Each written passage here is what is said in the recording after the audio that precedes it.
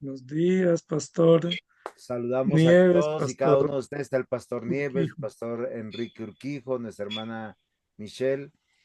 Vamos a comenzar, pero comencemos en las manos de nuestro Dios y pidámosle al pastor Andrés Nieves que ore por nosotros para ver cómo nos va en esta clase.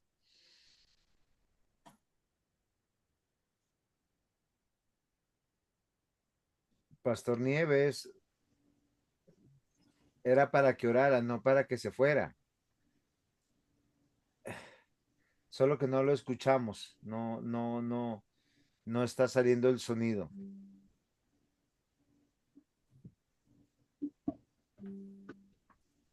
¿Será que no tiene sonido? Pastor Urquijo, ayúdenos usted con la oración entonces, por favor. Amén, pastores.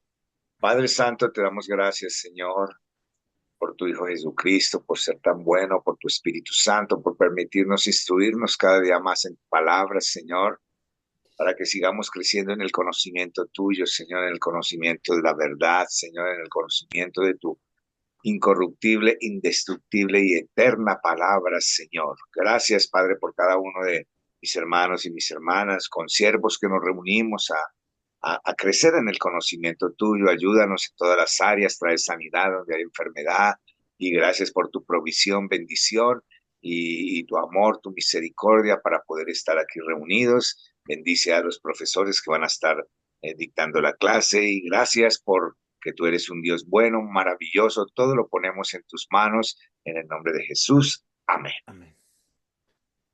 Pastor Ismael, gracias. Ayúdenos para Muy comenzar. bien, muy bien, amados hermanos, buenos días. Queríamos saber cómo les fue con su clase, quiénes la vieron, qué inquietudes, preguntas, aportes. Recordemos que la idea hoy es tener una tertulia de socialización sobre el tema de las confesiones.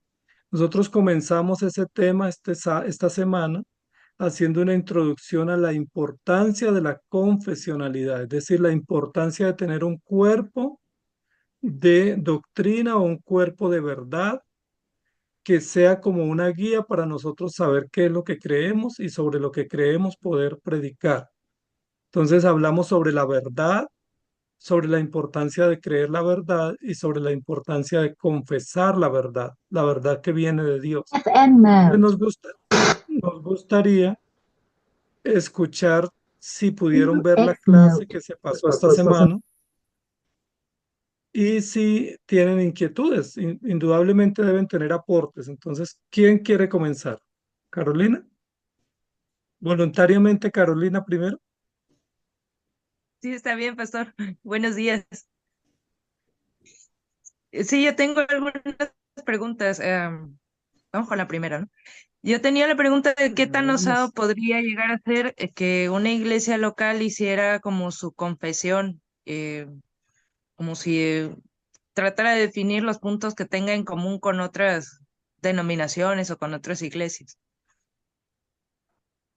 Muy buena pregunta. ¿Y ya trajiste la tuya? Sí, tuve como que mi respuesta, porque una cosa es tratar de definir o de estudiar lo que tenemos en común con otras iglesias, pero pues considero que sería como muy impenitente o muy, no sé, impropio de una iglesia hacer un documento, ¿no? Decir, esto es lo que creemos, en lugar de, no sé, enlistar las otras confesiones. No lo sé, todavía tengo duda en eso, pastor. Ok, ok, Carolina, muy bien. Entonces recordemos que en la lección que pasamos, que dijimos que dimos como material de insumo para ustedes, estábamos hablando que Dios es el autor de la verdad y Dios reveló su verdad y que su verdad es eterna, sabia, absoluta y universal.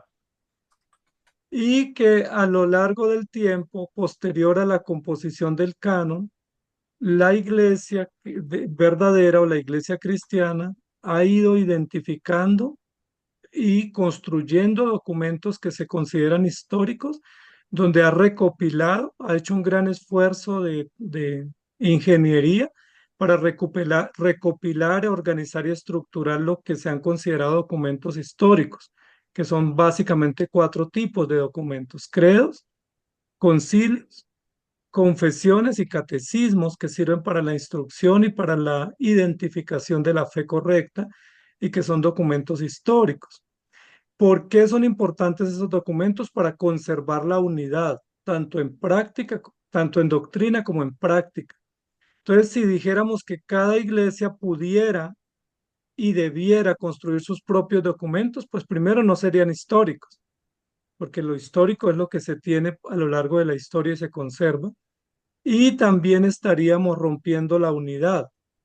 No estamos diciendo que esos documentos sean autoritativos o inerrantes, pero sí son base de la historia y de la conservación de la doctrina.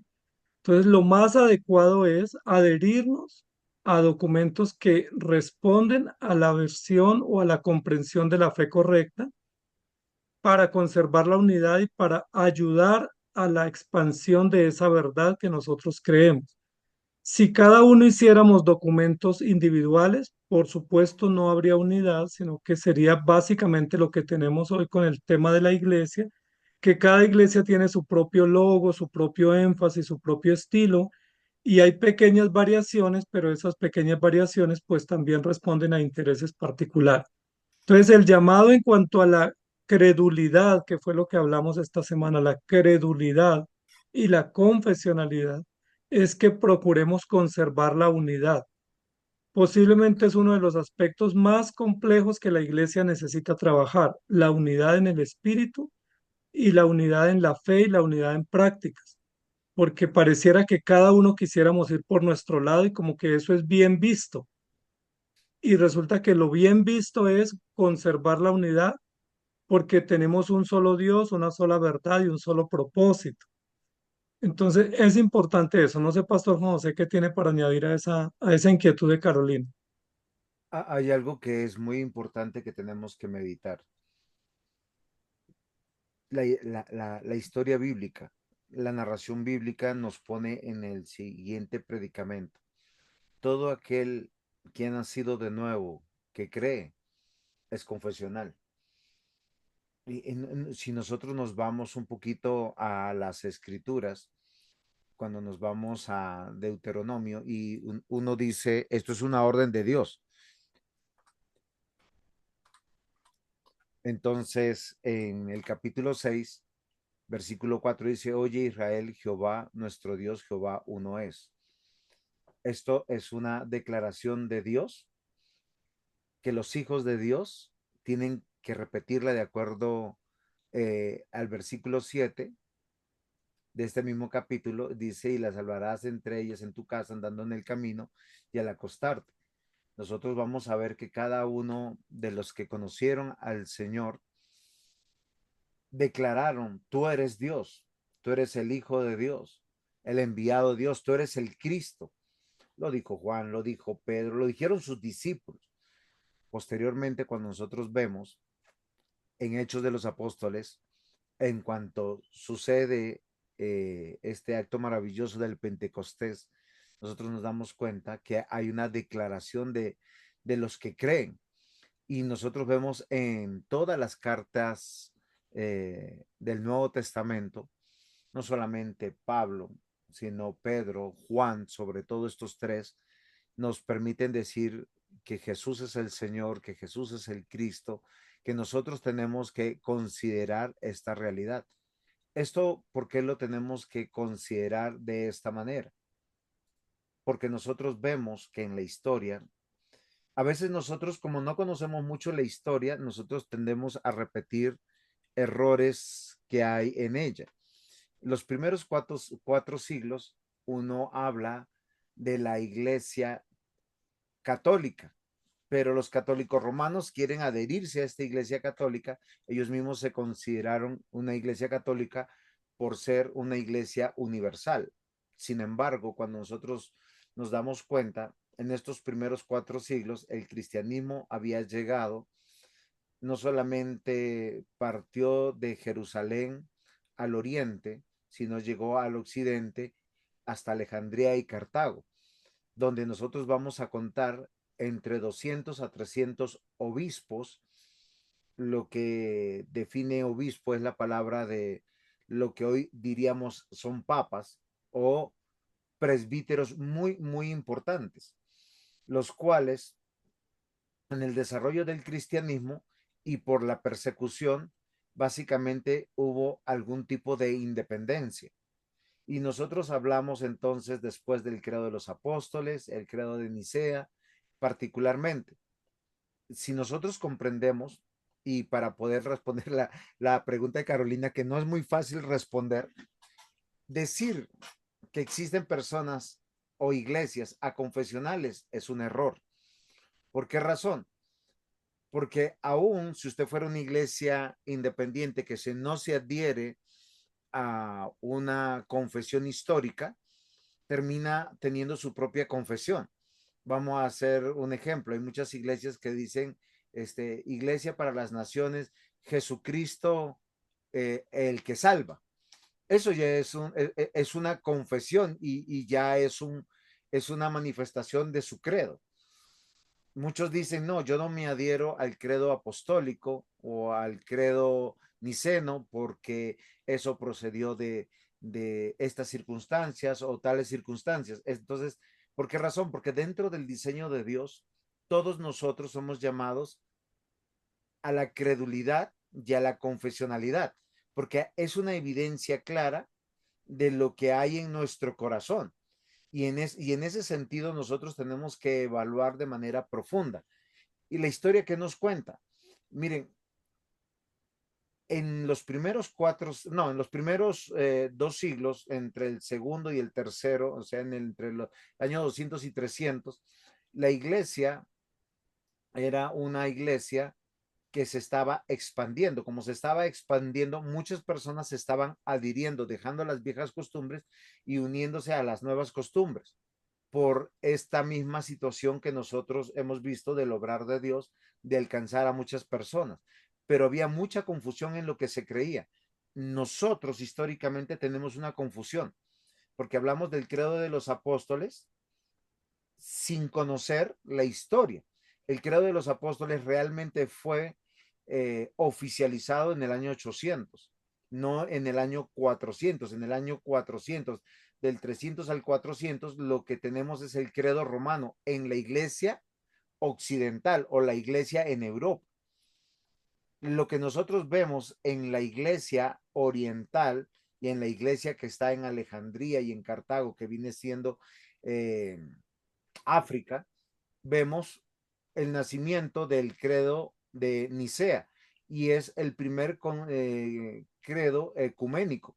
¿Por qué razón? Porque fue aprobado por 220 obispos, los cuales aprobaron la declaración de qué era lo que creía la iglesia, tratando de alcanzar la voz, y esto es muy interesante, de un no cristiano como Constantino, que decía, venga, nosotros tenemos que unir toda la iglesia porque es la única manera también de asegurar el imperio. Sin embargo, los obispos tenían el gran peligro del nacimiento de una postura de uno de los obispos que influenció y trajo muchos problemas a la época, que fue Arrio. Y cada declaración del credo de Nicea es una respuesta a Arrio para decirle, tú estás equivocado. Sin embargo, en el periodo del 350 al 380 y algo, tenemos un problema, que hay muchos cambios porque los emperadores mueren Constantino, no asume ninguno de sus hermanos, asume, creo, si no me equivoco, su padre, luego vienen otros descendientes y hay una lucha de poderes, muertes, asesinatos, pero unos eran arrianos, otros eran a favor del credo de Nicea, y tenemos esta lucha. Y en medio de toda esta historia, lo que sí vemos es que algo pasa muy interesante. La iglesia siempre es confesional y la única manera de unirnos es cuando nosotros tenemos claro qué creemos y cómo nos unimos. Finalmente Arrio muere, prevalece el credo de Nicea, pero siempre hemos tenido esa dificultad.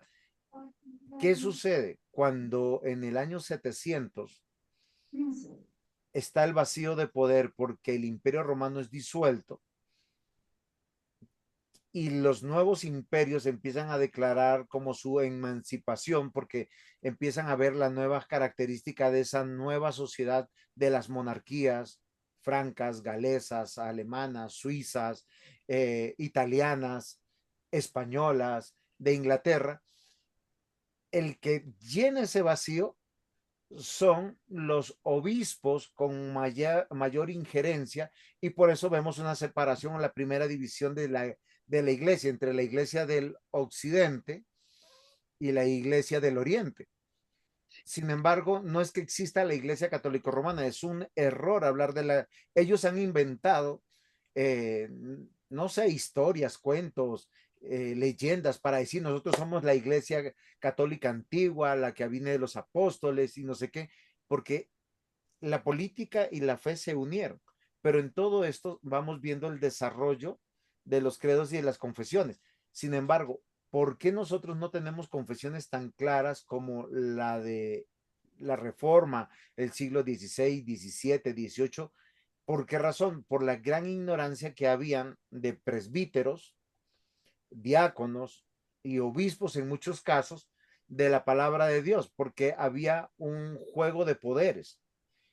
Y vamos a tener 4 siglos muy difíciles entre el siglo octavo al siglo XII, hasta que se va consolidando el poder en Roma y se va haciendo estas asociaciones, porque cómo se contuvo la rebelión de los pueblos contra los monarcas que fueron muy abusivos. Cuando la iglesia empieza a decir que cada monarca es puesto por Dios y ellos tienen que ser como sostenidos de esta manera. Ahora, ¿qué quiero yo aportar a la pregunta de Carolina? No solamente nosotros somos, por obra del Espíritu Santo, crédulos, sino también confesionales. La segunda clase que viene ahora, no voy a decir mucho, pero lo que sí nosotros podemos ver, que cuando la iglesia no tiene documentos que nos una, y miren lo interesante, del credo de los apóstoles no hay mucha historicidad. Tenemos algunos apuntes en el siglo tercero al cuarto de algunos obispos que tienen unas declaraciones, pero no están citando el credo de los apóstoles, están citando el credo romano, y el credo romano es la parte básica o fundamental del credo de los apóstoles. Solo hasta el siglo octavo, cuando ya otro obispo, no había esa palabra muy adherida de papa, importante, él lo cita y responde y se llena y se habla ya de la Iglesia Universal, de la obra del Espíritu Santo, se pone algo que es muy interesante, nos habla de la obra de Cristo. No es claro algunas cosas para nosotros como de lo que descendió a los infiernos, pero nos va diciendo y nos va hablando de la unidad de la iglesia en todo el mundo, y que si no hay esa unidad bajo una confesión, nosotros estamos perdidos. Pero con esto también empiezan a haber movimientos que históricamente los podemos ver de siempre querer volver a las escrituras, algo que es particular, porque estamos hablando de una brecha desde el siglo I hasta el siglo XVI para hablar de confesiones. Lo que nosotros tenemos es pequeñas declaraciones a situaciones reales donde se responden teológicamente, se responden litúrgicamente y dogmáticamente, pero a partir de realidades de las mismas luchas que surgen dentro de la iglesia. Entonces hay que reconocer que nunca ha habido un monolito de fe donde todos decían, yo creo en Cristo, en Dios Padre, Dios Hijo, Dios Espíritu Santo, de la misma manera. Han habido realidades, a veces por ignorancia, a veces por conveniencia, a veces también porque las herejías se han filtrado y han atacado la iglesia. Pero en medio de todo esto siempre Dios ha guardado. Hay muy pocos escritos, y la realidad de los credos va entre, primero, que la iglesia, para asegurarse de quienes eran cristianos, siempre tenían una suerte de fórmulas de preguntas que se convirtieron en lo que nosotros hoy conocemos los credos confesionales. O sea, pasamos de una situación de donde la iglesia está preocupada, ¿tú qué crees? Y te preguntamos, y tú dices, sí, creo, a donde ya el creyente es confesional, y esa es parte de la clase que nos viene y no me voy a meter mucho ahí. Entonces es muy importante. Ahora, si nosotros nos damos cuenta, la escritura nos muestra, sobre todo en el Nuevo Testamento, que la iglesia no solamente es crédula, es confesional.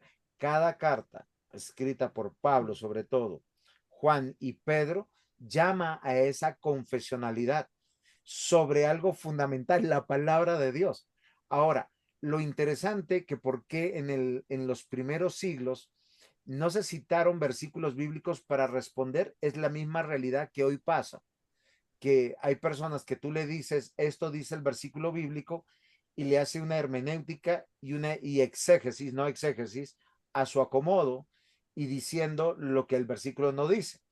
Por eso surgieron los credos y las confesiones básicas. ¿Para qué? Para que el creyente, no a partir de versículo bíblico, sino de ideas cerradas, puntuales, diga qué hay en su corazón. No sé, Carolina, si le respondí o no. Pastor Ismael, ¿cómo usted la ve? Que nos dio un discurso muy largo, mi querido pastor, para poder responder las preguntas de todos. Entonces, tenemos que decir lo siguiente que quería solamente para sintetizar. El pastor José nos dio una historia muy amplia. Entonces, ¿por qué somos crédulos? Porque Dios nos hizo crédulos y porque hay una verdad absoluta.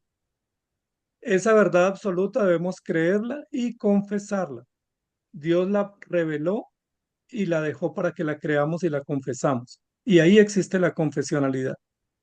Es decir, la mayor o la principal confesión es la revelación de Dios. Y lo que hoy en día llamamos confesiones son resúmenes de la fe, resúmenes de esa gran confesión que es la palabra de Dios. Pudiéramos decir que Éxodo 20 es una confesión de fe. Pudiéramos decir que el sermón de Jesús en la montaña, como se conoce, es otra confesión de fe. Pudiéramos decir que la predicación de Esteban es otra confesión de fe porque es una síntesis, es un resumen. Y de la misma manera en la historia, a través de esos documentos que se han mencionado, se han presentado resúmenes o síntesis organizadas, tanto pastorales como teológicas, como bíblicas y didácticas de la fe, y a esos son los documentos que estamos hablando. Entonces, ¿qué es la confesionalidad? La forma como se sintetiza o se resume la fe que tenemos revelada y explicada en la palabra de Dios.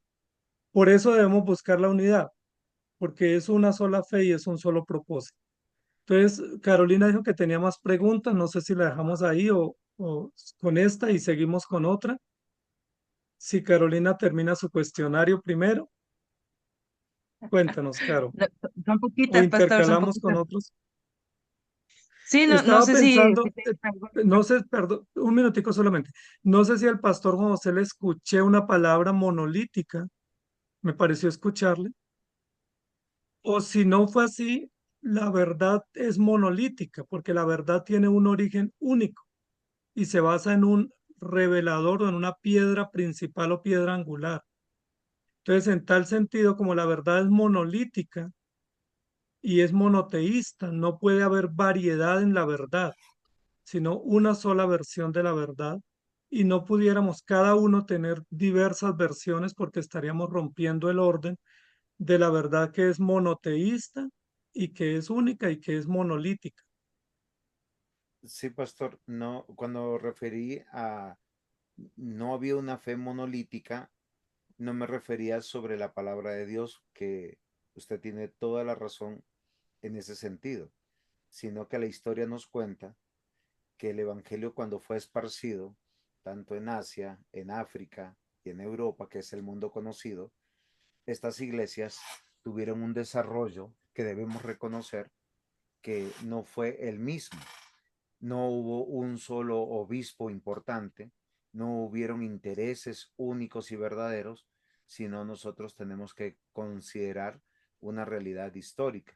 Siempre la iglesia de Jesucristo, por la diversidad donde se encuentra, siempre ha tenido estas situaciones que hoy mismo tenemos. Hoy tenemos ya no desde la perspectiva continental, sino desde una perspectiva denominacional, bautistas, presbiterianos, pentecostales, carismáticos y un costal de mezclas, por hablar de algunos, y sin considerar las sectas como testigos de Jehová, que son el reflejo de los arrianos, sin contemplar a los de Jesucristo de los santos de los últimos días, que son mormones, y otras que son apartadas totalmente de la fe. Siempre ha habido una diversidad de estas luchas.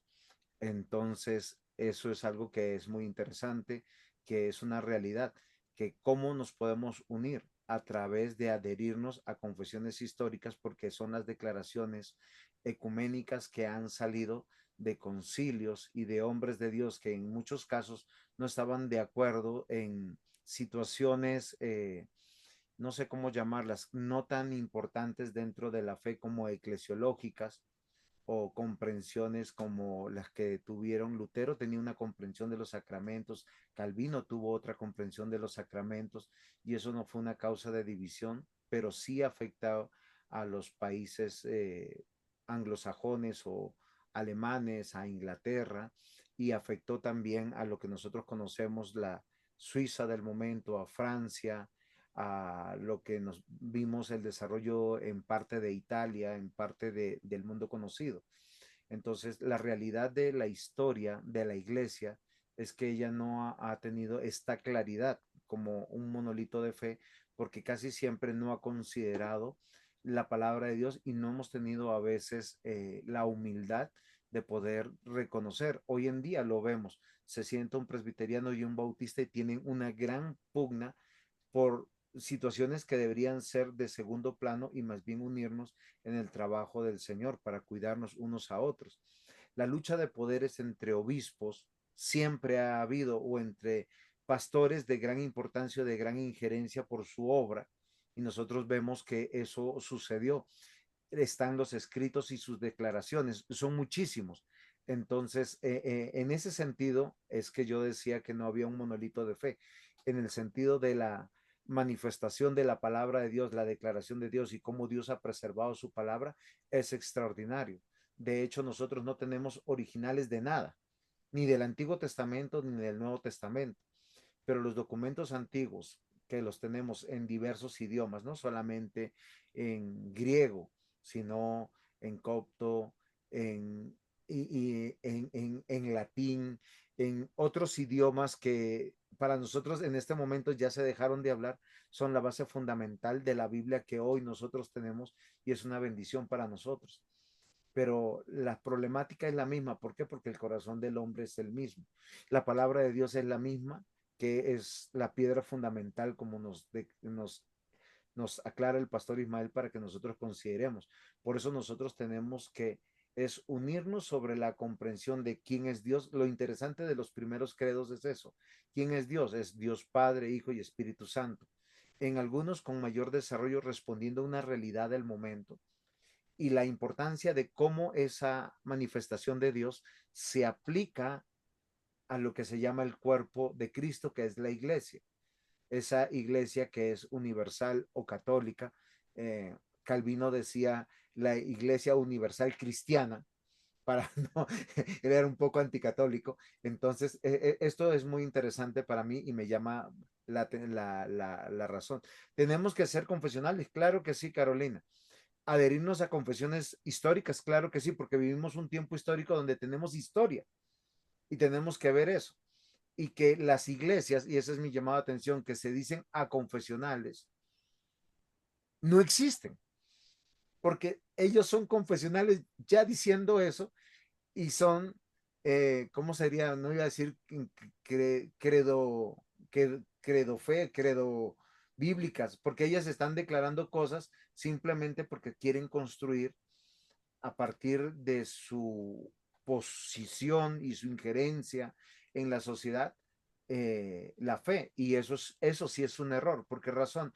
Porque todo ya está dicho sobre la fe, porque la revelación o el canon fue cerrado. Y hoy nosotros simplemente nos tenemos que adherir al canon. Fue espectacular cuando el pastor Ismael nos dice, Éxodo 20 es una declaración de fe.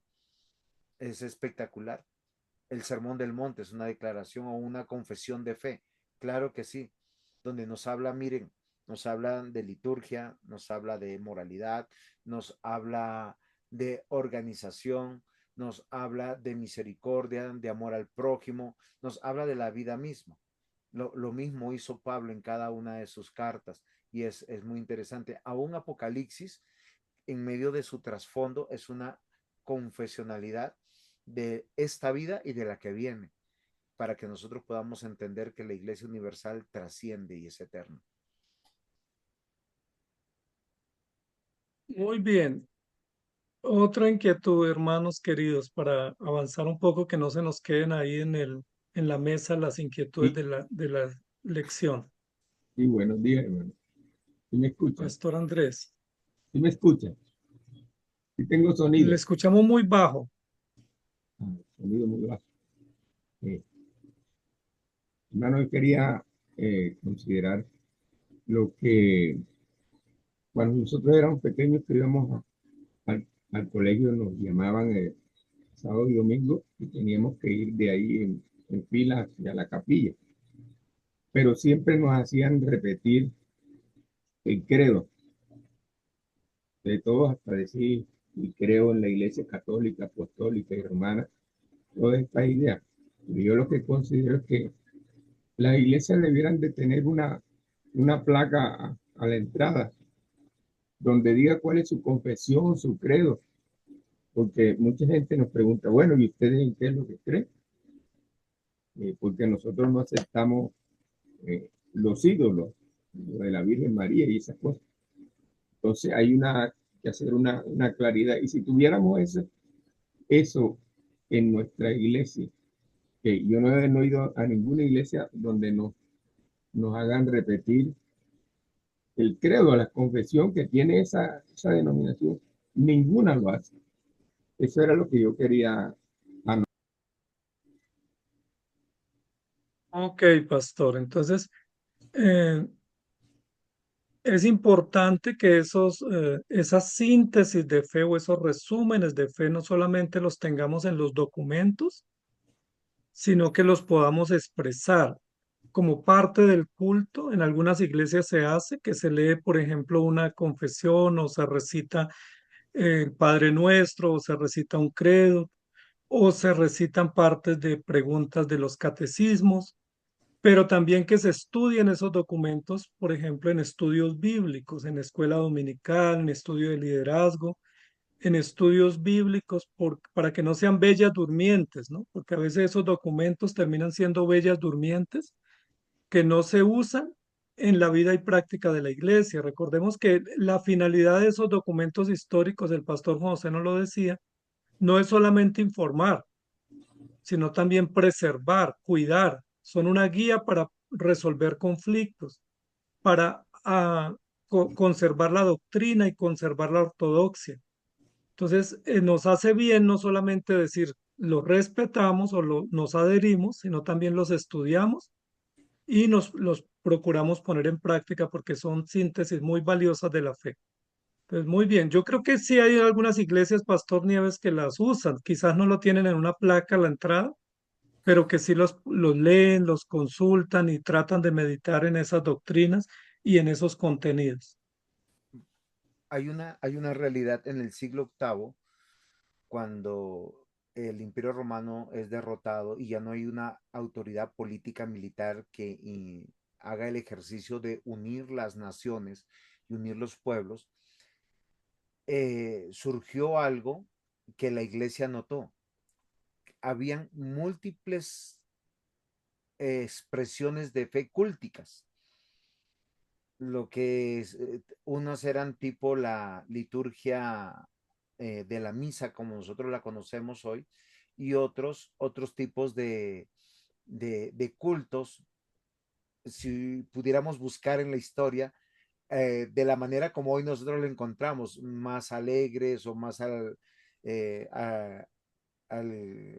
alborotadas o diferentes, otras más solemnes, y es donde uno de los obispos, no recuerdo el nombre de él empieza a pedirle a cada una de las iglesias a través de los obispos principales que den un informe de qué era lo que creían y por qué lo hacían.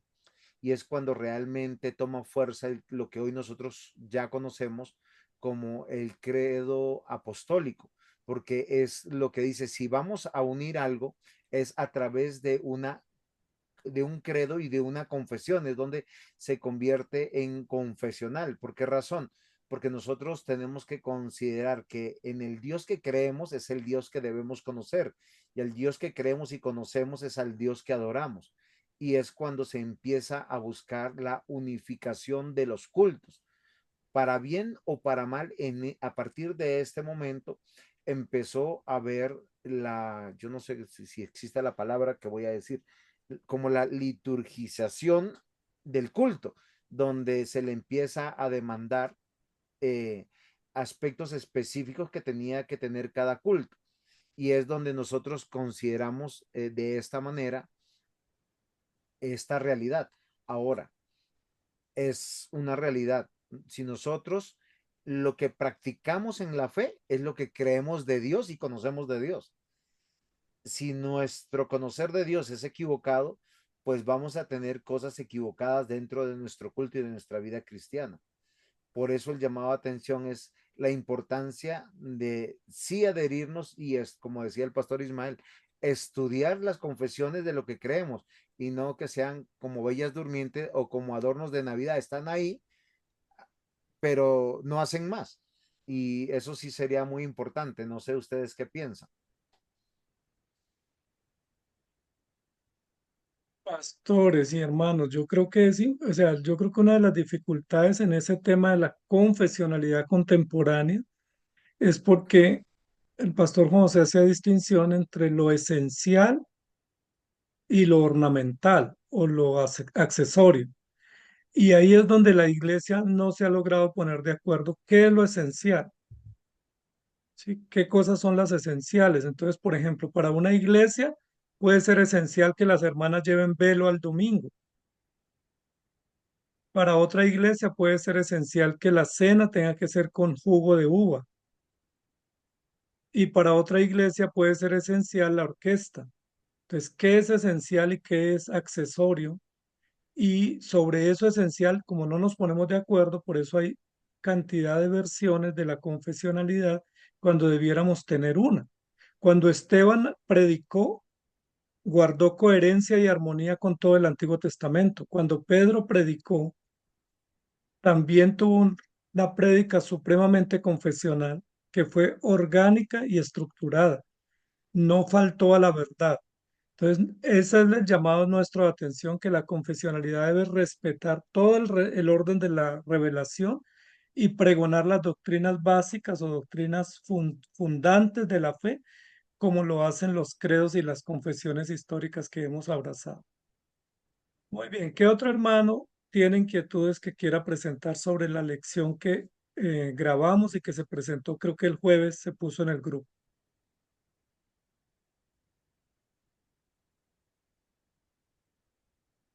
Mi hermano David, adelante. Tenía dos preguntas, pero quisiera de momento hacer una sola. La primera es, ¿cómo podríamos identificar qué credos o qué confesiones son verdaderamente bíblicas o cuando menos adecuadas para nosotros adherirnos a ellas según la denominación en la que nos encontramos? Sería como la pregunta. Pues hay confesiones de diferentes denominaciones, está la confesión bautista, los católicos romanos también tienen confesiones. ¿Cómo podríamos identificar qué credos o confesiones pudieran ser consideradas bíblicas para nosotros por lo menos prestarle como más atención a esas? Pues hay varias. Ok, mi hermano, entonces muy buena pregunta. Nosotros tenemos unos documentos históricos, o sea, cuando hablamos de documentos históricos es que ya alguien hizo esa tarea, ¿sí? Y que ya existe un insumo documental reconocido, validado, aprobado y que ha pasado la línea del tiempo. Y esos documentos no son ya útiles, no estamos aquí intentando construir documentos confesionales, porque la iglesia a nivel general en esta época ha identificado que esos documentos son valiosos. Entonces tenemos credos, los tres credos ecuménicos, que ya el pastor mencionó, el pastor Juan José, porque esos credos responden a momentos históricos específicos donde había gran amenaza a la fe y sirvieron para decantar o estructurar o perfilar la doctrina respecto a la obra de Cristo, a la divinidad de Cristo, a la humanidad de Cristo. Y básicamente esos primeros credos tuvo que ver con la cristología y con la misión de Cristo en la iglesia. Esos credos ya están. ¿Sí? En cuanto a las confesiones, tenemos también confesiones que vienen del siglo XVI, XVII, que no son muy útiles, como la helvética, la de Habsburgo, los cánones de Dort, la confesión de Coligny, la confesión de Westminster y otros documentos de Heidelberg que ya están reconocidos, no como palabra de Dios, porque no son palabra de Dios, no son inerrantes, sino que conservan un cuerpo doctrinal bastante ortodoxo y reconocido por la Iglesia y que es bastante útil para nuestra fe. Hay otras que son versiones que han sido plagiadas o alteradas, que pues obviamente no las reconocemos como autónomas, pero que son, si conservan un cuerpo doctrinal respetable, pues no son útiles. Ahora, ninguna confesión de las históricas, a excepción de la palabra de Dios, que es la confesión perfecta y absoluta, pues está terminada, porque las otras responden a un momento histórico, responden a un desafío. Sí, el desafío, por ejemplo, de cuestionar la humanidad de Cristo o de cuestionar la suficiencia de Cristo o de cuestionar la suficiencia de las Escrituras. Entonces, esos documentos respondían a un hecho histórico y se constituyen documentos valiosos, pero no son totalmente completos en el sentido de que resuman toda la fe, como sí lo trata de hacer, por ejemplo, los estándares de Westminster, que abarcaron toda la fe en diferentes tópicos, no solamente confesionales, sino didácticos también.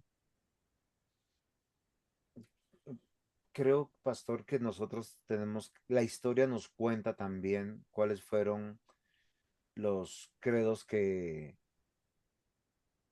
fueron reconocidos no solamente por intereses religiosos políticos, sino que fue la unidad de aquellos que fueron llamados a estar defendiendo la palabra de Dios en mayor caso o menor caso de los ataques que siempre la iglesia ha tenido. Entonces, hay en la historia registros y actas donde estos obispos de los tres continentes se reunieron.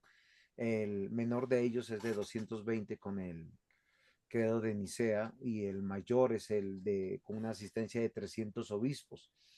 ¿Sí? Y yo quiero que nosotros recordemos que la palabra papa luego se acuña para hablar como del obispo, más obispo de todos. Y siempre esas situaciones pasan. Pero es necesario entender que solo en este momento histórico, 2024, tenemos tres credos reconocidos como ecuménicos y que unen la iglesia, porque básicamente nos hablan de una misma fe, donde la persona puede confesar, no importando su raza, su situación económica, política, porque de eso se trata, de lo que cree y conoce de Dios, que es el credo de los apóstoles, el credo de Nicea o el credo niceno, que es formado, es uno de los credos formados largamente en la historia. Comienza en el 325 y termina como en el 589 más o menos, frente al credo de Atanasio, que también es un credo bastante moderno. Y las evidencias históricas nos manifiestan. Vemos también que es la misma, eh, no quiero equiparar, pero en el mismo desarrollo histórico de la palabra de Dios, nosotros vemos que la fue compendiada y formada en su doctrina y terminada a lo largo de largos periodos y ha subsistido. Entonces nosotros vemos también toda esta necesidad que nosotros tenemos que ser confesionales. ¿Por qué? Porque no creemos en cosas místicas, creemos en cosas reales. Y lo que ha creído la iglesia en el primer siglo, segundo siglo, tercer siglo, cuarto siglo, hasta el día de hoy, que estamos en el siglo XXI, nosotros tenemos que considerar que sea la misma y la que nos ha unido, más allá de otros aspectos. Como dice el pastor, hay credos y confesiones que nacieron con algunos problemas y bajo algunas divisiones y diferencias, que son los que nosotros decimos, venga, reflexionemos, cuál es la base fundamental, porque hay intereses y debemos reconocer de esta manera. Por decir, una preocupación siempre de la iglesia desde la parte humana ha sido, los que están en la iglesia queremos que sean realmente cristianos. Y por eso surgió las preguntas dentro de la iglesia, ¿qué tú crees? Pero debemos reconocer que muchos de los que se acercan a la iglesia, tanto en el segundo, tercer siglo como hoy en día, a veces no es porque creen en el Señor Jesucristo, sino porque están consiguiendo novia, novio, porque tienen, están buscando ayuda, están buscando protección, están buscando algún favor, algún milagro, y sencillamente no son cristianos. Y los credos y confesiones no los protegieron, pero que sí protegió la iglesia y que declaró lo que creemos y conocemos del Señor. Y históricamente ya están plasmados. Nosotros no podemos ser como siglo XXI, encontré una nueva fe. Eso le pasó a los arrianos en el siglo cuarto. Eso le pasó a José Smith siendo hijo de cristianos, de un pastor en Estados Unidos cuando nace la iglesia mormona o cuando nacen muchas denominaciones con mensajes extrabíblicos que terminan en sectas o en situaciones como hoy tenemos el Evangelio de la Prosperidad, que ya no trae nada de prosperidad, sino es un robo como nosotros los vemos con la Biblia, y otros tipos de expresiones de la fe que dan como preeminencia al hombre y centraliza al hombre y pone de lado a Dios. Hoy tenemos el problema y es muy evidente. Casi todas las iglesias que no conocen las confesiones y los credos históricos y no se adhieren y no las estudian, tienen cultos extraños, cultos donde ya no se adora a Dios, ya no se lee la palabra, no se canta con la palabra, no se ora con la palabra. Pero cuando ellos dicen, no, nosotros somos cristianos, somos trinitarios, creemos en la sana doctrina. ¿Qué es esa sana doctrina? Creo en el Padre, en el Hijo y en el Espíritu Santo. Creo en que la palabra es palabra de Dios y nosotros somos iglesia de Dios. Pero hoy en día no es suficiente. Pero hace siglos, hace 16 siglos, era el mismo problema en el siglo cuarto, en el siglo quinto, en el siglo sexto. Entonces hay que aprender de nuestra experiencia y por eso cito mucho la historia, porque desde los puntos cardinales, que es la palabra de Dios, que es la obra del Espíritu Santo y la fe que nos da, nosotros decimos, sí, esto es la verdad, pero la historia nos manifiesta que estamos en las mismas luchas, en las mismas pugnas. Y lamentablemente hay personas, no sé si con buena intención o con mala intención, porque cada quien en su corazón defienden esas posturas, ¿sí? Como les Es- digo, a confesional no existe. Es como el que dice soy ateo, no existe. El ateo está diciendo que no cree en lo que está diciendo que no cree, porque no existe. Y si no existe, porque dice que no cree en lo que no existe. Una contradicción. Sí, quisiera solamente poner en contexto lo siguiente. Cuando decimos que creemos en la palabra de Dios, estamos diciendo que la palabra de Dios es la confesión amplia, es la gran confesión de las verdades de fe y de la revelación de Dios. Esa confesión amplia que está presentada en 66 tomos o 66 unidades, no la podemos descuidar. Si no pudiéramos decir, como yo tengo una confesión de 20 páginas, entonces me guío por ella y descuido la confesión de 66 libros. Lo que han hecho la historia es resumir en confesiones pequeñas toda la gran verdad de la escritura, pero no pudiéramos quedarnos en las 20 páginas o 33 capítulos de Westminster sin ir a las escrituras. Tenemos es que ir a las escrituras, porque es la confesión amplia que Dios nos dejó, y analizar las confesiones históricas a la luz de la verdad escrita y no a la luz de los intereses de cada uno de nosotros. Dicho de otra manera, no dejemos de leer la Biblia, de predicar todo el consejo de Dios, porque esa es la confesión amplia de fe que tenemos y sobre la cual seremos juzgados. Las confesiones resumidas que en la historia se han conservado nos sirven para guía y nos sirven para atender situaciones dogmáticas que se presentan en cuanto a cuestionamientos sobre la fe, pero nunca suplantan la escritura. Entonces no vayamos a pensar hoy que estamos diciendo que adhirámonos a una confesión o a otra descuidando la escritura, porque no ese es el mensaje que estamos dando. La escritura es la fuente única de verdad y debe ser predicada en los púlpitos todas las semanas. Y cuando necesitemos un resumen para conocer una doctrina, para conocer una postura, pues nos es muy útil la confesionalidad histórica, porque está compendiada la doctrina, por ejemplo, sobre el pecado, la soteriología, la escatología, pero nunca en descuido o dejando de lado la verdad revelada que es la palabra de Dios. No predicamos en los púlpitos confesiones históricas, predicamos la palabra de Dios. Las confesiones históricas son una guía para resolver conflictos y para resumir la fe, pero no son para ayudarnos a ser perezosos en cuanto al estudio de la palabra, porque pudiéramos quedarnos con confesiones históricas descuidando la predicación y el estudio de la palabra, que es la revelación de Dios. Entonces, solo para poner en orden en nuestra mente, yo estoy preocupado por mí, porque yo recibo información y me gusta como ponerla en cajitas y que me quede guardada bien, bien, y que no me quede mal la información.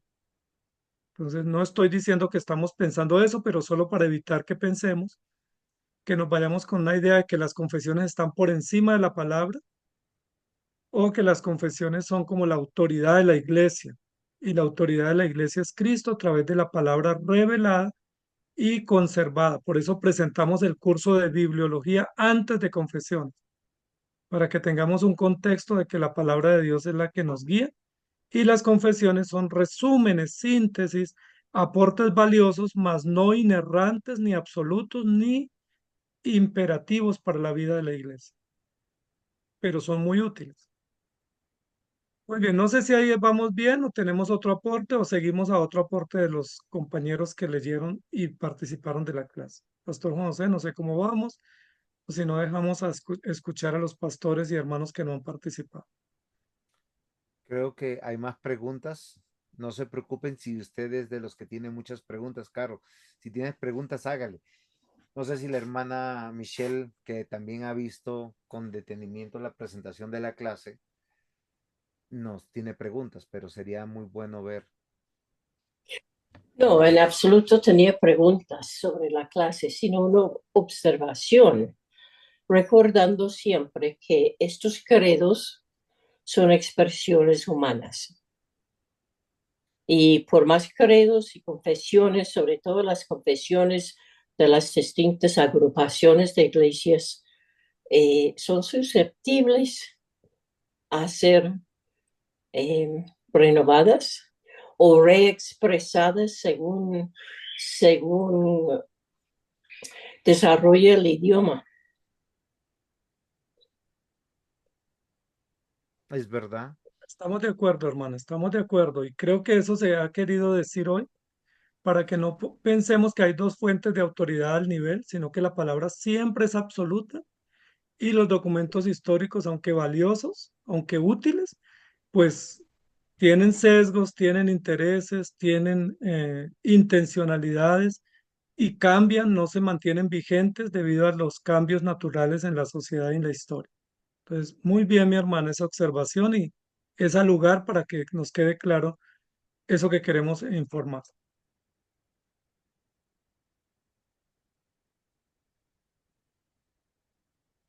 O sea, no Otro son punto que palabra me de Dios. pareció, los credos antiguos casi siempre fueron reactivos, no proactivos.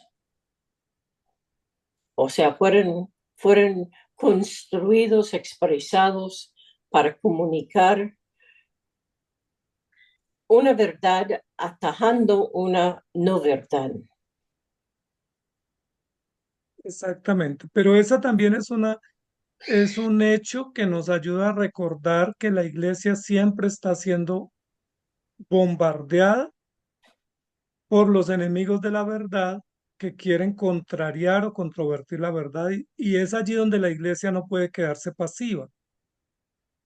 Y a lo largo de la historia, por ejemplo, cuando Esteban es atacado, pues se defiende con la palabra. Cuando hay amenazas contra la fe, la iglesia debe levantar en alto la verdad. Cuando somos tentados, respondemos con la palabra. Cuando hay amenazas o riesgos, la iglesia tiene que ponerse en pie, no huir. Y justamente en esos momentos surgen realidades desafiantes, pero también valerosas de la fe. Entonces, varios de los documentos históricos surgieron como respuesta a las amenazas o a las controversias, pero pues eso es un legado que tenemos que nos ayuda también para entender que la iglesia nunca está, o mejor, siempre está bajo amenaza, ¿no? Y es allí donde la iglesia tiene que levantarse. Hoy en día tuviéramos otros desafíos, ¿no? Que de pronto no fueron tan fuertes en el siglo XVI. Temas, por ejemplo, como las ideologías no eran tan fuertes en esa época. Temas como El los feminismo. movimientos antivida, aborto, eutanasia, movimientos de género, todas esas cosas hoy en día son desafiantes para la sociedad y que vienen contra la iglesia. Y la iglesia tiene que tener respuesta, ¿no? Y la respuesta está en la palabra. Yo soy amante de la historia, porque yo creo que si nosotros no conocemos la historia, la repetimos. Hay una realidad que debemos examinar. Siempre yo fui formado en no ver el fruto del pecado, sino de ir a la raíz del pecado, o al no ver el fruto de las circunstancias, sino la raíz de las circunstancias. Y tenemos que reconocer que la iglesia está en todo el mundo en diversas situaciones sociales y económicas, y aunque es una misma la palabra, un mismo el Señor, un mismo el Espíritu Santo, las situaciones que se viven son totalmente diferentes y tenemos características diferentes todos los seres humanos y los grupos humanos por muchas razones. Y eso hace también de que hayan circunstancias en el mundo que las iglesias se desarrollen de diferentes maneras. Una de las circunstancias que se repite mucho en la historia es que cuando los pastores, los diáconos, los obispos son personas poco capacitadas, poco entrenadas y casi siempre más distantes, a veces con buenas intenciones de ser formados en una educación dogmática, teológica, bíblica, normalmente van a surgir estos problemas. Los problemas no surgen de los ataques de los paganos contra nosotros por lo general. La historia cuenta que surgen de iglesias con obispos o pastores o presbíteros que se conocen, así están citados en los documentos, en las actas de los concilios, presbíteros y obispos, cuando ellos tuercen la escritura. Y eso es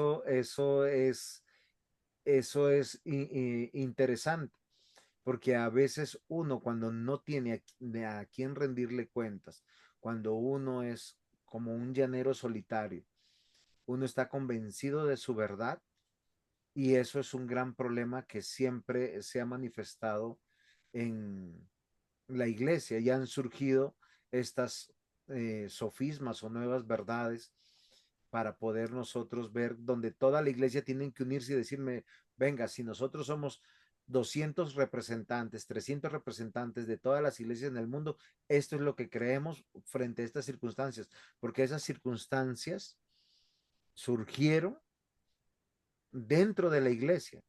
O sea, la gran mayoría de los ataques surgieron dentro de la iglesia de obispos y presbíteros y hay 2 o 3 casos de diáconos con ideas nuevas, donde surgen los concilios y donde se van afinando lo que hoy nosotros conocemos como el credo de los apóstoles, el credo de Atanasio, el credo de Nicea y posteriormente ya las confesiones más claras que surgieron en el siglo XVI en adelante, que son muchas, antes de la confesión de Westminster. Sí, Pastor Juan José, yo creería que la forma como vamos resolviendo hoy el tema es la siguiente. Tenemos la palabra de Dios que es absoluta. La iglesia se mueve en la historia en medio de grandes realidades y grandes desafíos y amenazas que vienen de afuera y de dentro, que no podemos desconocer. Y la única manera como la iglesia se mantiene firme es en la verdad que es inamovible y con un estudio juicioso de las escrituras. No sé, Pastor Juan José, si usted está de acuerdo conmigo, de que es el que conoce más de historia, pero la gran mayoría o las grandes veces cuando la iglesia se ha desviado, se ha ido desviando, es cuando ha descuidado el estudio, el análisis y la fidelidad a las escrituras, cuando se ha banalizado, cuando se ocupa de otras cosas que no son tan esenciales como la palabra. Entonces, hace bien que la iglesia tenga compromiso serio con la palabra, que tenga un cuerpo de ministros o de maestros estudiosos, celoso de la palabra, juicioso, porque cada vez que descuidamos la esencia que es la palabra, pues somos presa fácil de cualquier ideología, de cualquier viento de doctrina, de cualquier amenaza. Imagínense que hay iglesias, a mí me invitan a dar conferencias y me han invitado a dar conferencias sobre ideología de género. ¿Cómo les parece? Y yo no encuentro un texto bíblico sobre eso. Me han invitado a predicar sobre progresismo. Me dice, pero ¿cómo podemos hablar de cosas que realmente no tienen nada que ver con la fe? Se pueden hacer aplicaciones, contextualizaciones, pero no tendríamos una base bíblica para hablar sobre lo que el mundo habla. Entonces, sí me parece desafiante y yo creería que el llamado aquí, más que adherirse a una confesión específica, es estudiemos con juicio la palabra, seamos celosos de la doctrina, seamos muy acuciosos en el análisis de la verdad, porque si conocemos la verdad, nada ni nadie nos va a poder engañar. Pero la iglesia está siendo engañada porque el liderazgo de la iglesia está en función de cosas vanas, en su mayoría, y no en función de conocer, estudiar y profundizar la palabra. Si no fuera así, hoy tuviéramos mucho más teólogos y estudiosos y maestros, pero pareciera que no hay. Ahí es más youtuber, influencer en las iglesias que estudiosos y predicadores serios de las escrituras. Entonces, esos documentos que surgieron en su momento surgieron como respuesta a desafíos, pero también nos mostró que había un cuerpo de maestros sólido que pudo responder a esas amenazas, no solamente con la predicación de la verdad, sino con documentos que sintetizan la fe y que terminaron siendo documentos históricos. Probablemente en su momento quienes los escribieron nunca pensaron que esos documentos iban a trascender, pero se hicieron baluartes de la fe porque tienen solidez. La pregunta es, ¿qué pasa hoy con la iglesia contemporánea ante las amenazas que tenemos? Sí, de los modelos políticos, los modelos ideológicos, los modelos humanistas. ¿Qué respuesta damos hoy como iglesia, como organización, para poder enfrentar esos grandes desafíos que son amenazantes y que son avasalladores? Porque nos estamos quedando cortos ante grandes retos que tiene la sociedad.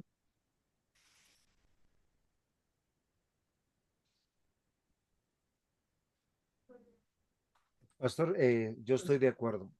Una confesión segura es una confesión que ha pasado o ha sobrevivido al tiempo y donde todos nos podemos adherir. Y lo que usted nos presenta, y creo que es una realidad, que las iglesias deberíamos unirnos para poder expresar lo que creemos frente a situaciones que realmente están pasando.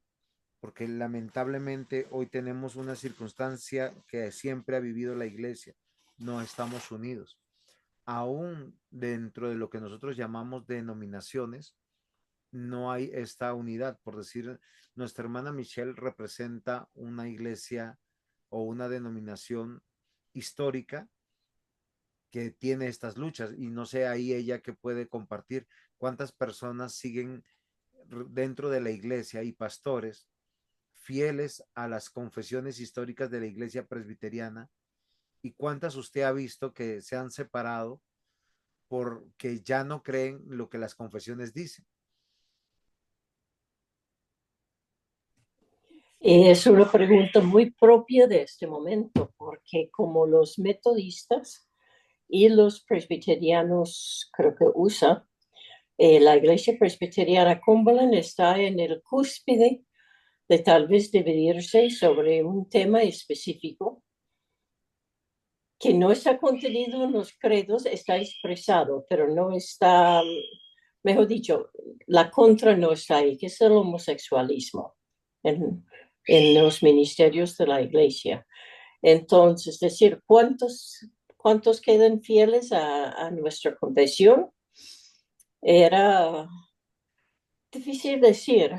Antes de la asamblea del mes pasado era una cifra. Hoy en día es otra cifra. Todavía estamos Pero para abajo. para abajo, claro, y se ve venir una división. Tal vez va a haber una iglesia presbiteriana rainbow, arcoíris, no sé. Ah, ok. Gracias por la traducción. Exactamente, mi hermana. Mire lo interesante. Entonces, de ahí la importancia. O sea, la iglesia siempre, como dice la Biblia, sufrirá violencia y sufrirá amenazas. Y la importancia aquí es confiar en la palabra y tener líderes o ministros o un cuerpo, un magisterio sólido, fiel e idóneo y bastante convencido de la verdad, que la pueda proclamar y defender y que puedan ser creíbles también. Y esa es una de las grandes falencias de la iglesia, Pastor Juan José. Hoy en día tenemos muchas confesiones históricas, pero pocos líderes sólidos que la puedan defender y las puedan interpretar. Tenemos unos documentos valiosísimos, pero el magisterio de la iglesia contemporáneo, en su mayoría, es muy frágil, porque no tiene la solidez conceptual y de vida para poder defender con gallardía la verdad, sino que por cualquier cosa nos dejamos intimidar. Por ejemplo, hoy en día el tema de género nos está intimidando. ¿Sí? Entonces ya hoy en día uno escucha en los púlpitos ellos y ellas y éles y estos y estas Y y todos y hermanos y todas. hermanas y uno dice, es una forma de vulnerarnos y ya ceder a esas pretensiones que son totalmente dañinas. Si yo en la conferencia digo los hombres, ya eso es un concepto machista, porque toca decir los hombres, las mujeres, los niños, las niñas, y ahí abrimos la puerta a un poco de perversión que fácilmente, como dice la Biblia, un poco de levadura leuda toda la masa.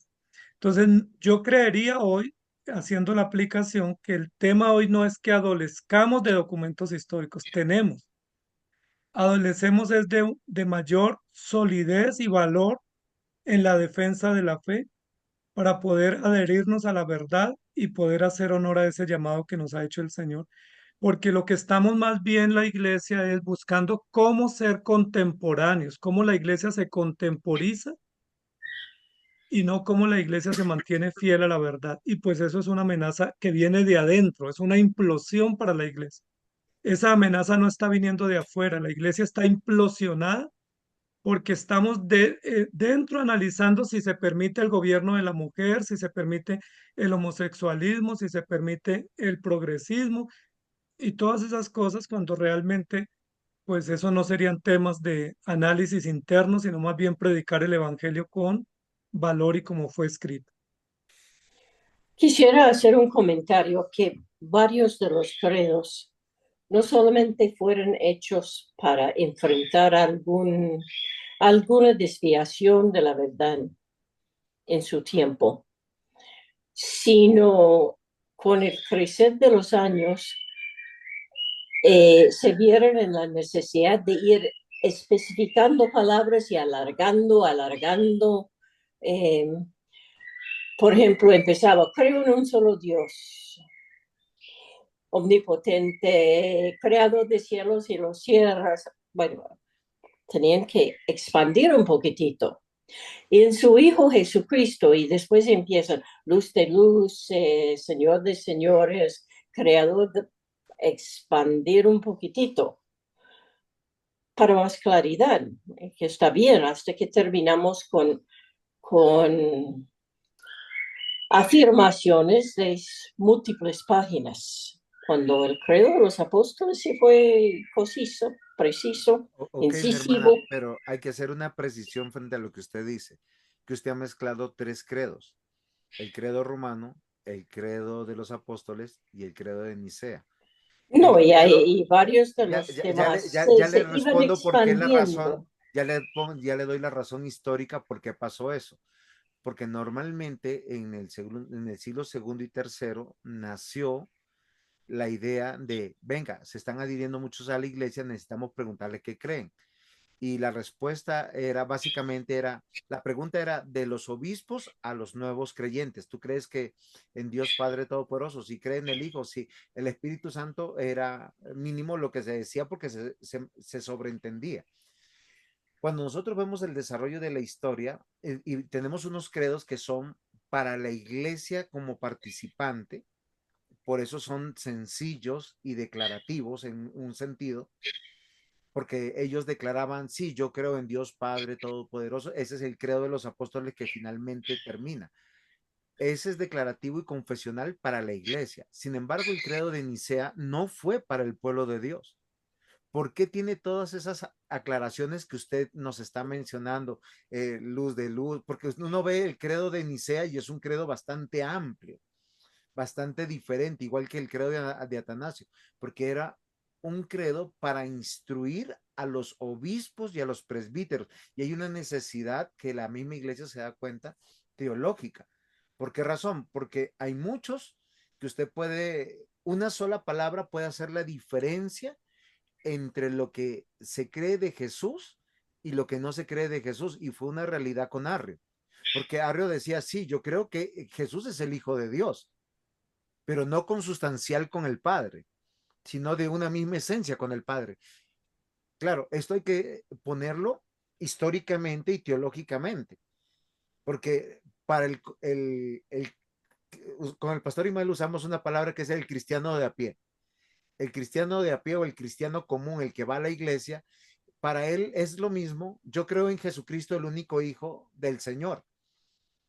Pero otra cosa totalmente diferente cuando usted dice consustancial o luz de luz, porque, o sea, hay una realidad histórica, teológica, porque los concilios determinaron esto y esto era lo que se iba a enseñar a cada presbítero, a cada obispo dentro de las iglesias y de lo que ya eran las nacientes abadías y concentración de escuela de pastores o de presbíteros o lo que hoy nosotros conocemos como monjes, sacerdotes, porque esto lo atribuimos a veces a la iglesia católica, no, esto es a la iglesia cristiana que estaba cuando alguien no podía aspirar a estudios con su propio dinero porque eran muy costosos, ellos se consagraban a las abadías, a los monasterios, para estudiar gratuitamente bajo una ayuda estatal y también religiosa, porque se recibían estos dos, y social, y terminar una carrera y ser parte de una sociedad. Pero esto es otra historia. Simplemente es eso. ¿Por qué la extensión de las declaraciones? Por unas necesidades teológicas. Pero una cosa es la que tenía el pueblo de Dios, los miembros comunes y corrientes declarantes y confesantes, y otra, la instrucción teológica de los obispos, pastores, presbíteros del momento. Esa es la realidad de estos credos y confesiones. Pastor José, me gustaría que escucháramos si es probable al pastor Urquijo, el hermano Freddy, anciano Freddy, si tienen aportes, preguntas, para que nos ayuden a enriquecer y a construir esta clase entre todos.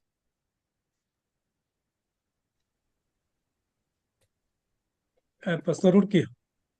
Bueno, Pastor Ismael, pues el pastor ahí en medio de su conversatorio con el pastor y la enseñanza, pues me aclararon algo que yo he pensado y es un peligro también tomar como un requisito añadirnos a un credo o confesión, ¿cierto? porque ya hemos visto en la clase que confesionalidad es confesar y creer en lo que Dios nos ha dicho, adorar, servir. Yo estaba leyendo en el estudio de la clase, perseverar en la palabra, ¿no?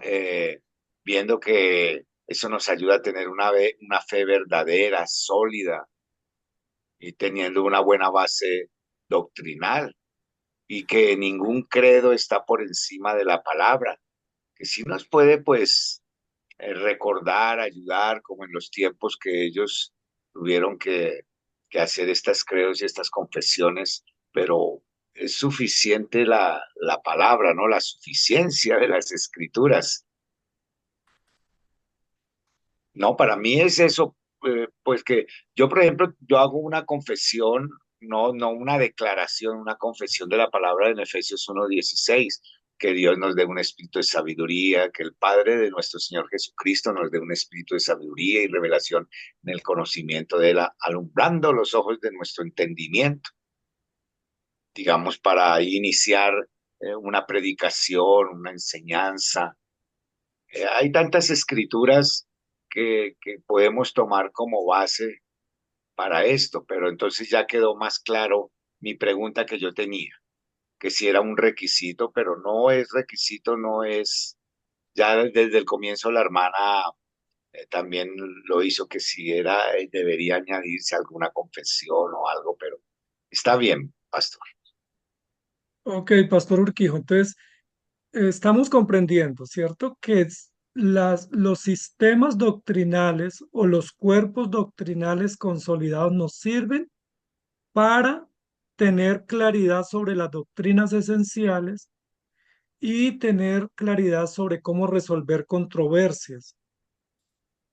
Sí, porque algunos dicen, yo creo en todo lo que dice la Biblia, pero por supuesto que es verdad, pero esa generalidad pues también nos deja la puerta abierta porque los adventistas creen en la Biblia, los testigos también, los mormones también, los diversos movimientos, pero mm, hay que definir cuáles son los hilos conductores, la médula doctrinal, los programas que se presentan en la Biblia y darle el debido lugar a las doctrinas fundamentales u ortodoxas o centrales de la fe. Entonces, para eso es que nos sirven las confesiones de fe, como una guía doctrinal o como una columna vertebral para poder resolver temas, ¿sí? Por ejemplo, sobre el origen de la fe, sobre el pecado, sobre el Cristo, sobre los dones, sobre todas las doctrinas, porque esa generalidad también nos ha traído riesgos, ¿no? Por ejemplo, hay personas que dicen que no se puede tomar un vino porque la Biblia dice que no vino, otros dicen que puede ser licencioso porque también hay una base para eso. Algunos abogan por una versión de no tener símbolos, otros dicen que es bueno los símbolos. Entonces, los documentos históricos nos sirven para tener una guía, como un documento regulador de la doctrina o que resuma la doctrina y por eso tienen un valor importante. Entonces, gracias, Pastor Urquijo, por su aporte. Sí, y quisiera decirle al pastor Urquijo un gran problema de la iglesia hoy en día, que es anticatólica romana.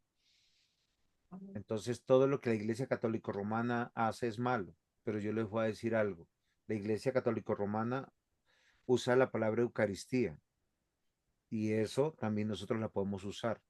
Usa la palabra homilía y nosotros también la podemos usar. Si nosotros entendemos la palabra, usa la palabra católico y nosotros también podemos usarla. Voy a ir más al fondo todavía. Usa la palabra de Dios y la palabra evangelio y nosotros también la podemos usar. Ellos cantan y también nosotros debemos cantar. Ellos hacen confesión de pecados y también nosotros podemos también hacerlo. ¿Cuál es el problema entre uno y lo otro? Las bases bíblicas y los motivos por lo que lo hacen. Cada cosa que nosotros hemos visto que nos podemos distanciar de la iglesia católico romana, pensamos que nos hace más bíblicos.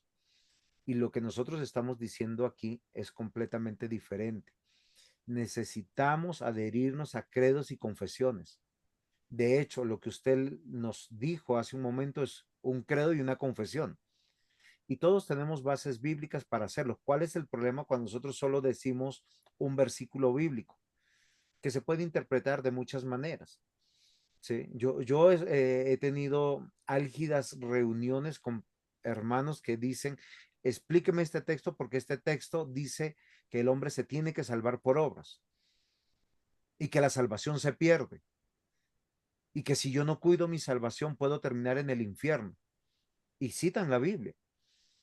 Y esos son credos y confesiones. Eso lo hizo Atanasio en el siglo IV y lo han hecho muchos hombres, posiblemente con muchas intenciones, pero son herejías.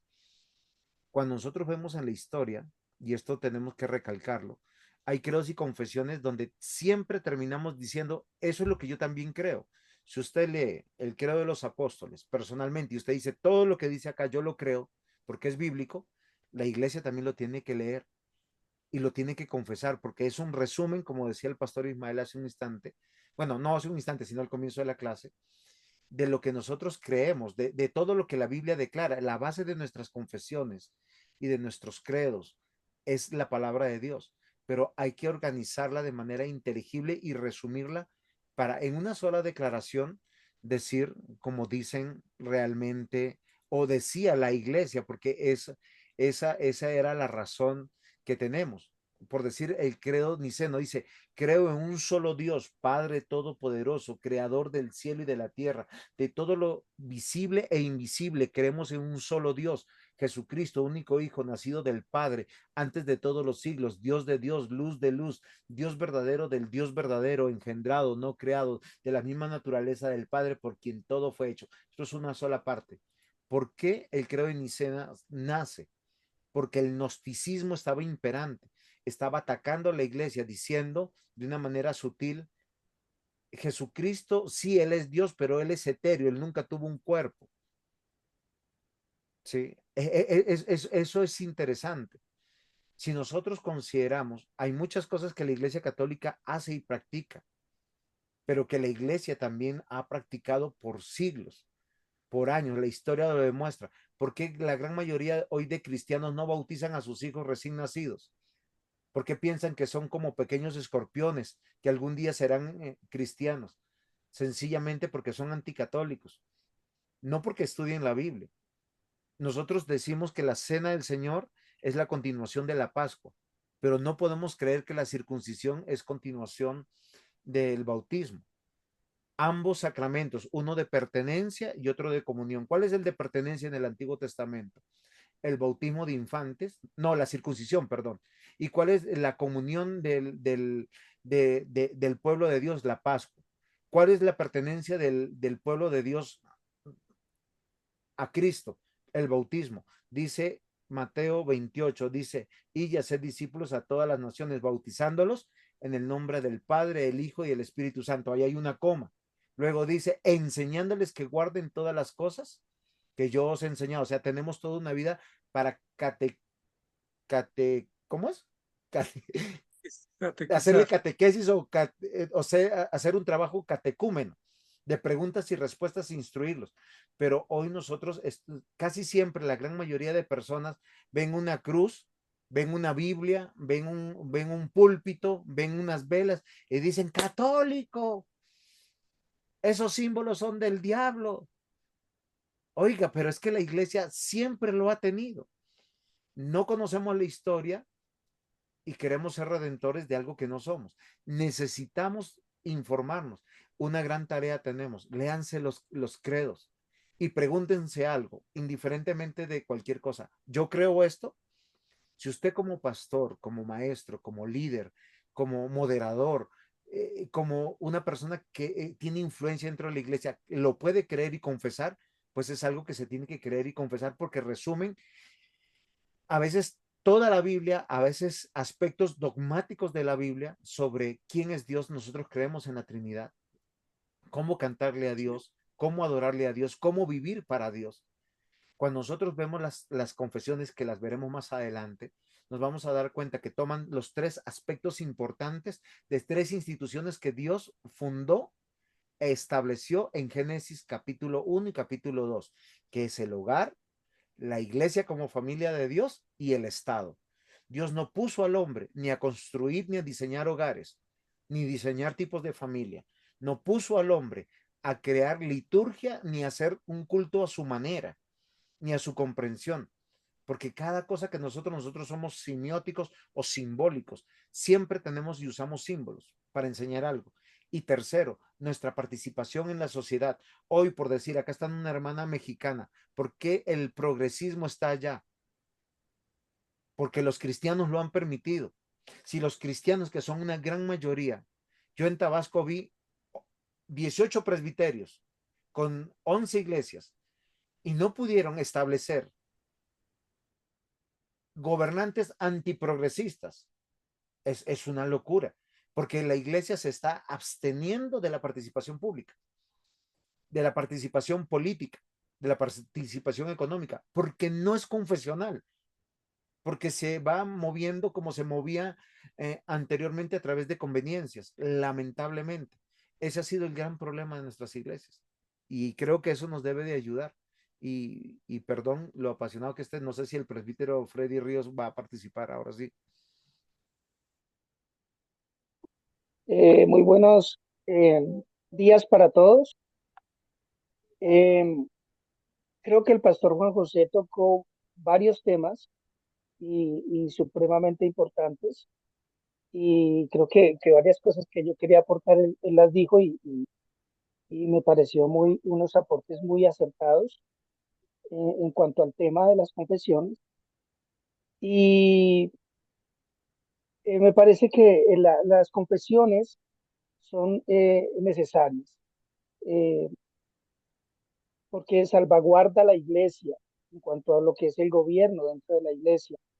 Lo que decía el pastor Ismael ahorita también me pareció bastante importante y es tener un estudio serio de las escrituras, responsable, y debido a la falta de seriedad, de compromiso con la palabra de Dios, es que han surgido varias confesiones, que hoy en día han sido de mucha bendición y de mucha ayuda para el pueblo de Dios. Ese era mi aporte y no quería, pues, yo creo que el pastor Juan José tocó varias cosas muy importantes y, en mi opinión, muy acertadas. Ok, querido anciano, gracias por su aporte. Solo quería decir lo siguiente, que las confesiones tienen básicamente dos finalidades. Una, eh, responder a ataques, pero otra, instruir y preservar de los problemas o de las fragilidades o inconsistencias internas. Entonces tiene una función reactiva, pero también protectora, de proteger, de definir y de aclarar la fe. Por eso son declaraciones de fe o afirmaciones de fe. Yo recuerdo de niño que en muchas iglesias se tenía a la entrada los 10 mandamientos escritos. Hoy en día ya no se ven. Solo con nosotros memorizar esos mandamientos y recordarlos, ahí tenemos una declaración de fe fuertísima para rebatir situaciones contemporáneas. Por ejemplo, el tema de la muerte, si no matarás, el tema de la fidelidad, el tema también de honrar a padre y madre, porque ahí nos define que la relación de hogar o la relación de familia es padre y madre o hombre y mujer. Esas solas declaraciones nos hacen mucho bien. El tema hoy en día, más que tener confesiones de fe, y no quiero diferir de ninguno, pero más que tener confesiones de fe, lo que nos falta es coherencia y consistencia en la fe, porque podemos tener 10.000 documentos, pero si no nos adherimos a ellos, si no los respetamos, si no los consideramos, la palabra de Dios ya es suficiente porque es la fuente absoluta de verdad. Pero yo pregunto sobre lo que la hermana Michelle estaba comentando, que es el cáncer de todas las iglesias en este momento. Es un cáncer que está haciendo metástasis. La Biblia dice en Dios hizo hombre y mujer. ¿Por qué estamos discutiendo si aceptamos homosexuales en la iglesia y en el ministerio? Si tenemos esa confesión de fe histórica que es la palabra de Dios. El hombre dejará a padre y madre y se unirá a su mujer. Pero ¿y por qué estamos discutiendo si la iglesia se mantiene unida o se divide porque hay homosexualismo? O sea, fíjate que ahí no necesitamos una confesión de fe, la confesión ya está. y está clarísima, está explícita e implícita. Simplemente que nosotros queremos cambiar esas partes y que encontrar un soporte para nuestras propias perversiones. Entonces, no es falta de confesionalidad. O sea, si la iglesia se desvía hacia el homosexualismo, no es falta de confesionalidad. Si la iglesia se desvía hacia políticas perversas, no es falta de claridad en las políticas del rey. Si la iglesia abraza el aborto o una facción de la iglesia abraza el aborto, no es falta de claridad porque está claro y muy definido en toda la escritura. Es falta de compromiso, es falta de integridad, es falta de lealtad a la palabra. Podemos hacer 1000 declaraciones más, pero la iglesia seguirá buscando una puerta de atrás para escapar a la verdad y para justificar sus propias perversiones. Entonces creo que el desafío que tenemos como iglesia, si bien es cierto, es adherirnos a confesionalidades sólidas, más que la confesionalidad, tenemos que pedir a Dios que nos dé integridad y fidelidad a lo que ya está escrito, y a lo que está expuesto y a lo que es ortodoxo, porque si no la iglesia sucumbe, y no sucumbe por falta de documentos, sucumbe porque está llena de perversión y porque está buscando escape para justificar sus perversiones y no porque no haya jurisprudencia al respecto. Entonces, no sé si hay algún aporte más, amados hermanos, antes de ir cerrando. ¿Quién tiene algo todavía en el tintero? Pastor, tengo una pregunta. Eh, yo fui bautista durante 8 años. Eh, Algunas personas pudieran decir confesionalidad o bueno, eh, denominación o bueno, infinidad de cosas. Cuando yo empecé a conocer la palabra de Dios, la sana doctrina, me presentaron una confesión de fe de 1689 y yo no conocía sobre la confesionalidad. Yo antes de ser bautista creía mucho, era carismático.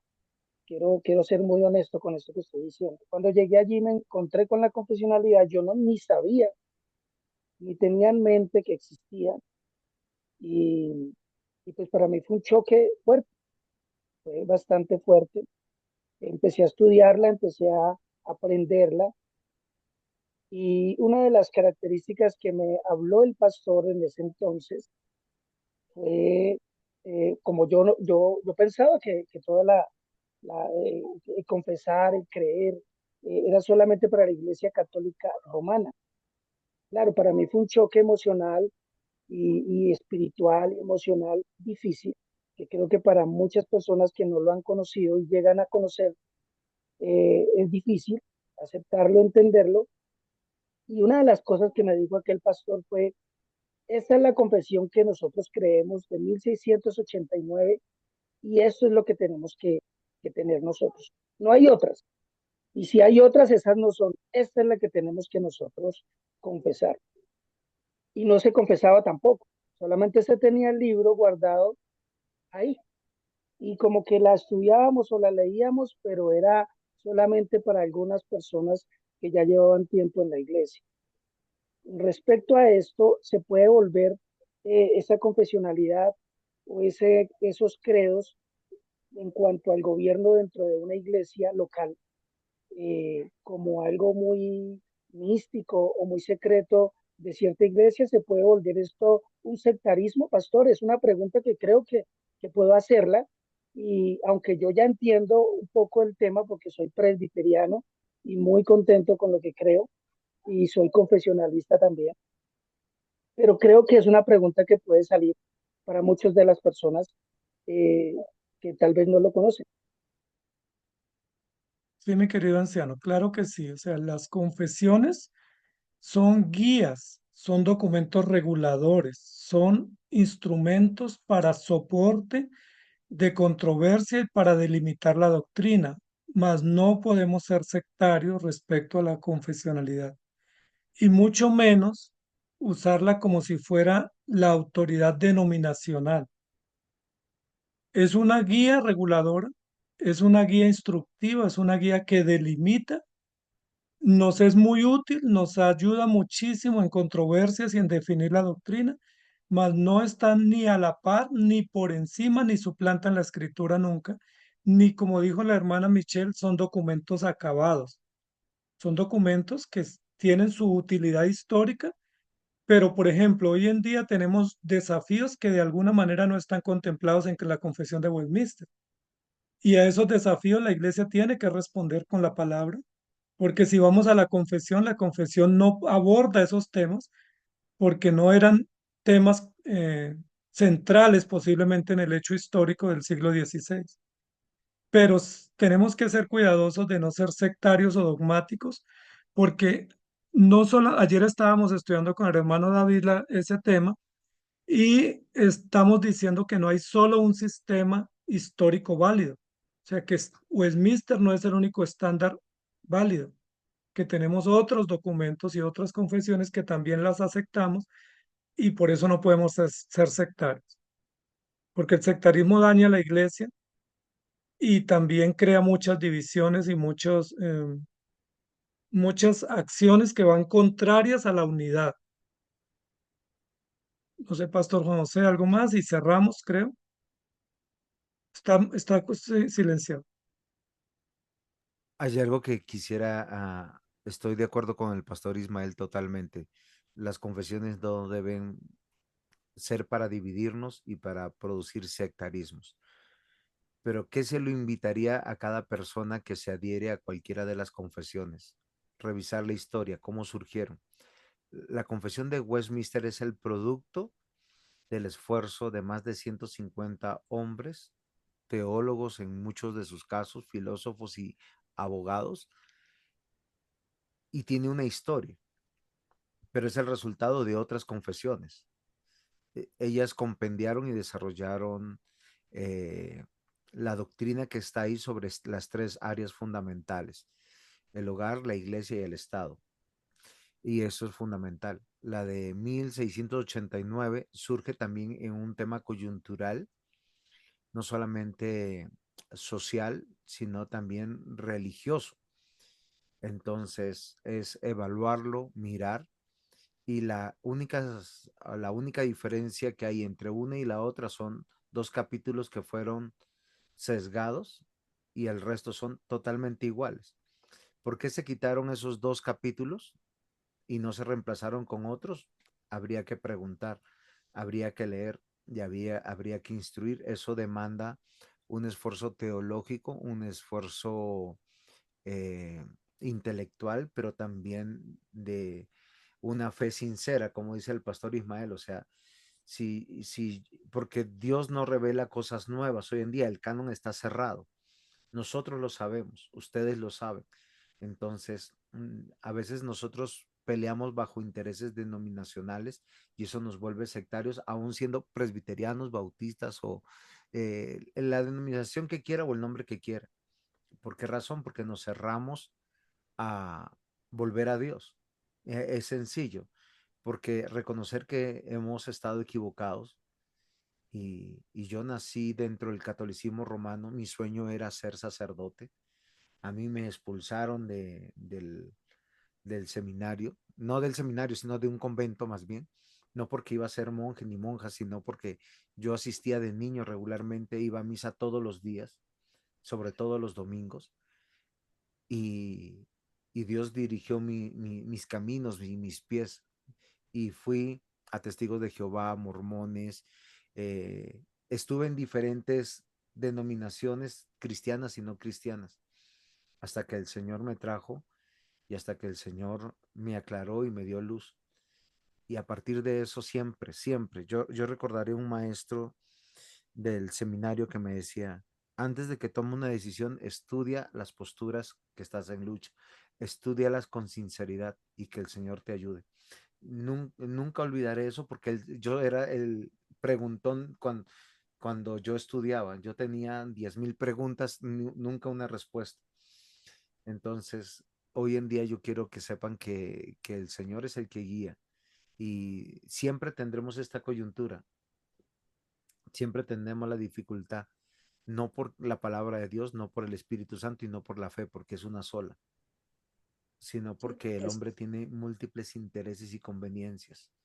Y aun conociendo la verdad y sabiendo la verdad, justificará siempre su accionar y su postura y sus cosas. Y creo que llegará el Señor el día que el Señor llegue por su iglesia y seguirán habiendo estas coyunturas.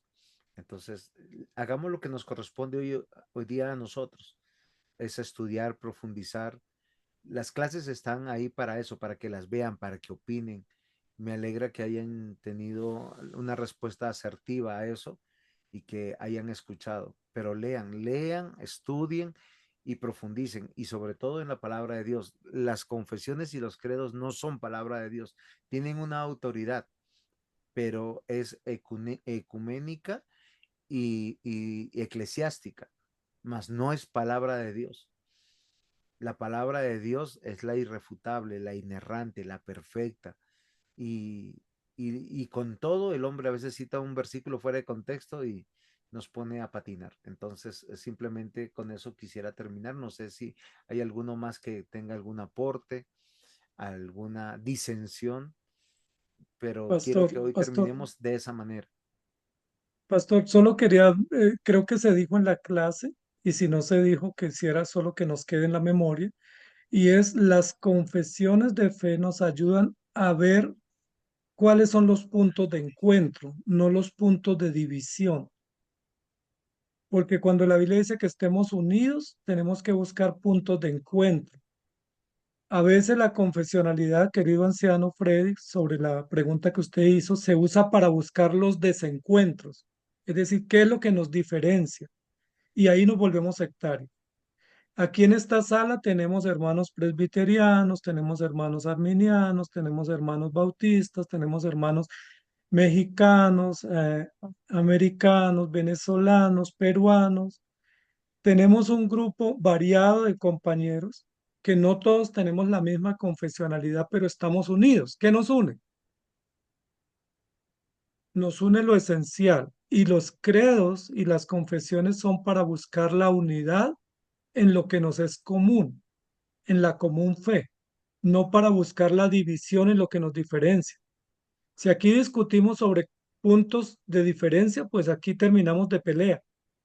Pero el llamado de la iglesia, el llamado cristiano es buscar lo que nos une. ¿Qué nos une? Nos une una fe, un amor por las escrituras, un concepto adecuado de Cristo, una esperanza gloriosa. Y si eso nos une, pues debemos seguir adelante. Y esos documentos históricos los debemos usar para proteger la iglesia en cuanto a lo que nos une y lo que nos es común. Ya las especificaciones, pues cada uno o cada contexto las maneja, siempre y cuando no contraríen la verdad.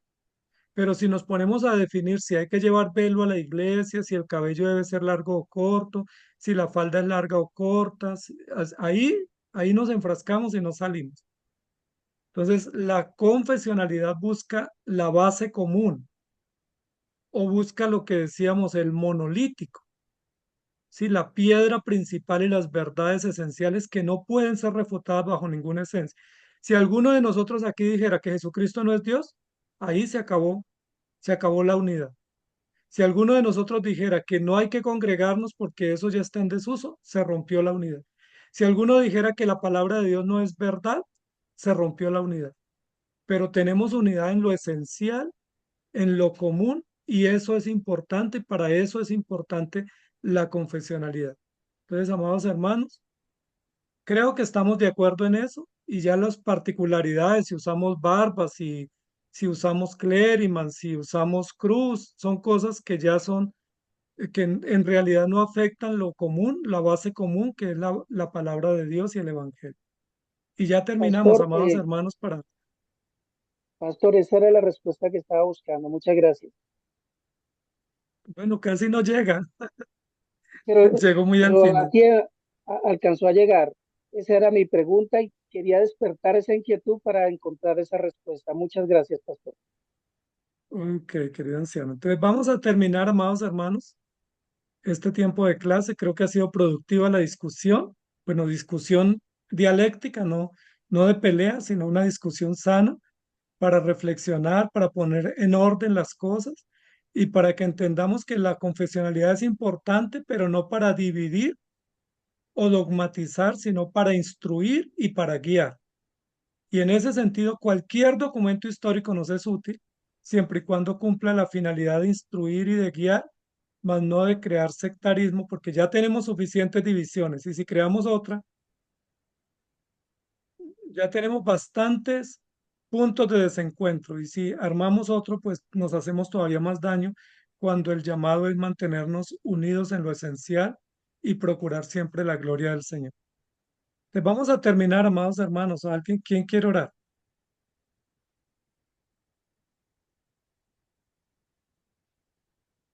Carolina, que tenía preguntas. Sí, pastor, oremos. Señor Dios Todopoderoso, bendito Padre Celestial, gracias porque siempre nos provees de tu palabra para alimentarnos, sustentarnos y mantenernos en tu camino, en tu verdad y en tu vida. Perdónanos, Señor, por nuestras faltas y nuestras equivocaciones, y llévanos, Señor, a ti. En nombre de Cristo Jesús, nuestro único soberano y Rey. Amén. Amén. Un abrazo, mis hermanos. El Señor les bendiga. Chao, chao, hermanos.